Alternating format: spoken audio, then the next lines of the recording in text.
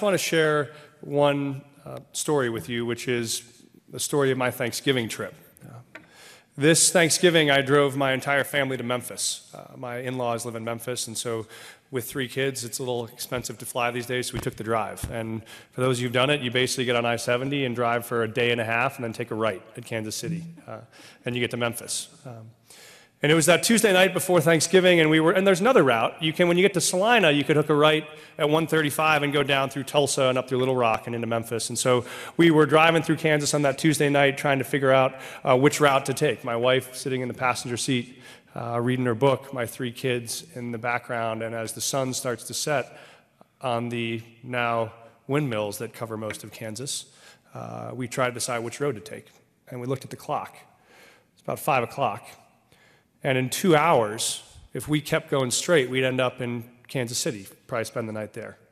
Or in one of the suburbs just outside of it, like maybe Ferguson, which was where in 2 hours, the grand jury was set to release its findings. So we got to Salina, and I looked at my wife, I looked at my 3 kids, and I looked back to Courtney and said, "What do you think?" And she said, "I think we go to Wichita." And we did. Not because I didn't think we'd be safe if we went to Ferguson, not because I couldn't answer the questions for my kids about why is there smoke, or why are there ambulances, or what happened here. Those would have been the easy questions. I could have answered those. It was the harder questions I was afraid of. So we went to Wichita, and we drove instead up through Little Rock on the way to Memphis. And when you pass Little Rock, of course, you pass Central High School in Little Rock. And so when we drove by, I stopped on the side of the road so I could at least have my kids look out the window and see the beautiful, looks like East High School, the beautiful old building that is Little Rock Central High School. It was actually the first field trip I ever led as a teacher was to Central High School, and told them a little bit of the story. And you probably all remember the story of the Little Rock 9, the first 9 to integrate Central High School in Little Rock. And I will bet that everyone in this room remembers the exact same photo from that day that I do.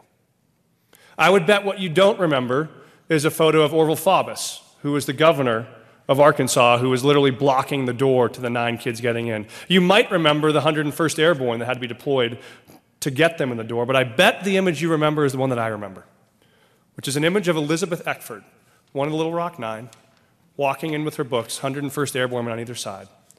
And standing behind her is a little white girl, poodle skirt, arms full of books, screaming at the top of her lungs in Elizabeth Eckford's ear. I couldn't repeat at the microphone what she's saying, but the second part of it is go back to Africa. And I tell you that story because I think the temptation is to believe that Orville Faubus was the problem. That if you just could get Orville Faubus to open that door, the doors would be open and everything would change. But that wasn't what changed America. That wasn't what broke America's heart. Because in Orville Faubus, we all saw some impersonal representation of the law, right? We love to distance ourselves between ourselves and the folks that represent us, whether they are elected officials, whether they are police officers. The people that somehow uphold the law are different than us. But when you saw a little girl in a poodle skirt that could have been anyone's daughter in America screaming in this girl's ear, somehow I think America changed at that moment. And that was what made me think of the road I didn't take, to Ferguson. Because I think if King were here today, he would say the mistake is to fall for the belief that the problem is Orville Faubus. That the problem is you change the law and it's all fixed. Well, you know what? History proved that not to be true. The 101st Airborne moved Faubus that day. They opened the door that day. And then Hazel Bryan, who was the little girl who you saw screaming in Elizabeth Eckford's ears, and her parents weren't going to stand by for that. So what did they do? They passed a referendum the next year to close every single school in Little Rock rather than force integration. They closed the entire school system. You may win on the law, but what King would tell you is that the heart is a far slower moving thing and a far more powerful force than the law is. And if you don't believe that, then look at the last year. Was it the moment that Eric Garner was killed in New York City that the riots erupted? Was it the moment that Michael Brown was killed in Ferguson that the riots erupted? Because that was the moment that maybe a law was broken. No, it wasn't. What was the moment? The moment was in 12 regular people, folks like Hazel Bryan or like you or me, sat inside of a booth and looked at the facts and came out and said, we think there was nothing wrong here. Those were the moments that broke America's heart. And it actually doesn't matter what you believe on the facts. What happened in that moment of heartbreak was people realized that in America there may be one country, but there are two fundamentally different lived experiences. And people saw those same set of facts differently. And that meant that fundamentally the rift felt much farther than closer. And the amazing thing is, the American jury is maybe the most powerful institution in this country. The American jury has the power to make law. We think we do. But the American jury is set up to empower you to do whatever you want. If 12 people sit before a set of facts and think it's right, they can say it's right or they can say it's wrong. You don't believe me? Think about all of the trials of the civil rights movement that we remember now. Think about the murder of Medgar Evers. A jury heard that case and acquitted the murderer. Think about the murder of Emmett Till. A jury heard that case, saw the facts, and acquitted him. But the opposite is also true. Look 200 years farther back into the fugitive slave law. The fugitive slave law said if you ran out of slavery, escaped to slavery, lived in the Northeast, and someone found you, you had to be shackled, caught, and returned to the South. And there were people who hid out folks in their basements because they didn't want to return them. And those people got pulled down for justice, got set up for trial, and you know what the jury said? The jury said, we'll let you walk home because we believe what you did is right. Had nothing to do with what the law actually said. The jury has the power to say whether something was right or wrong. And in this moment, they didn't. That was what broke America's heart. Not how the law saw them. Not how Orville Faubus stood in the doorway.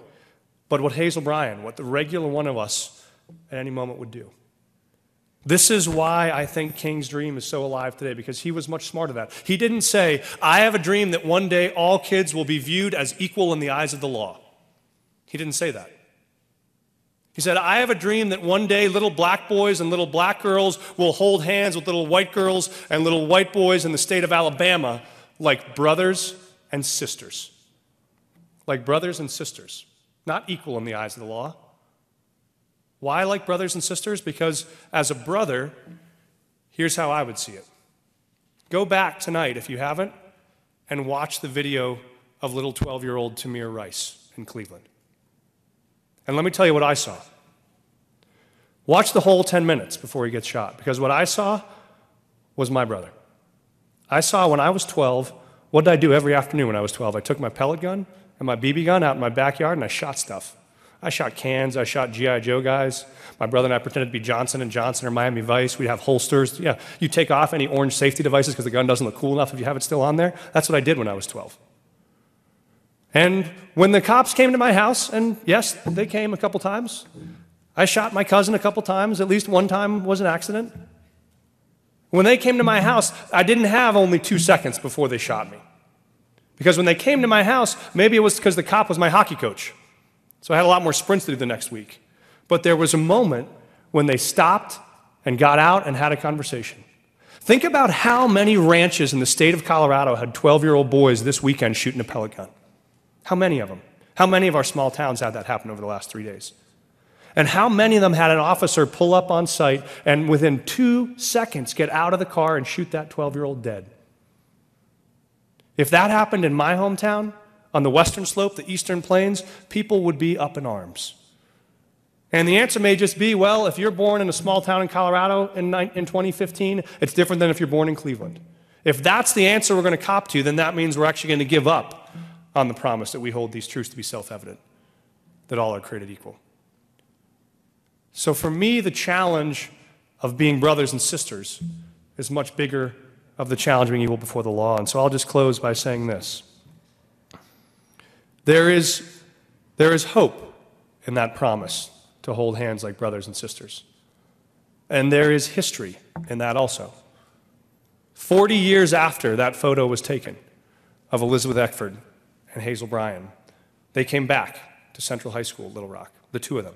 They met together. They spent an afternoon there. They visited the school. They made up. They became friends.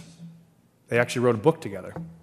They began then traveling the country, speaking to groups of elementary school students about the lessons they learned from that moment. It wasn't always easy, but it was work worth doing.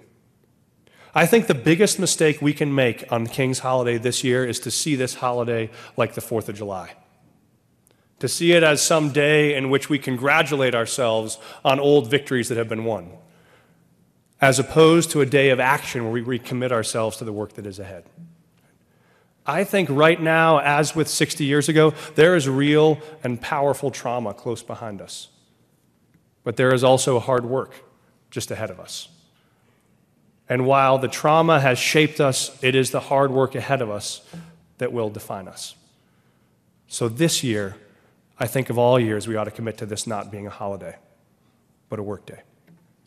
Thank you for the time. Senator Heath.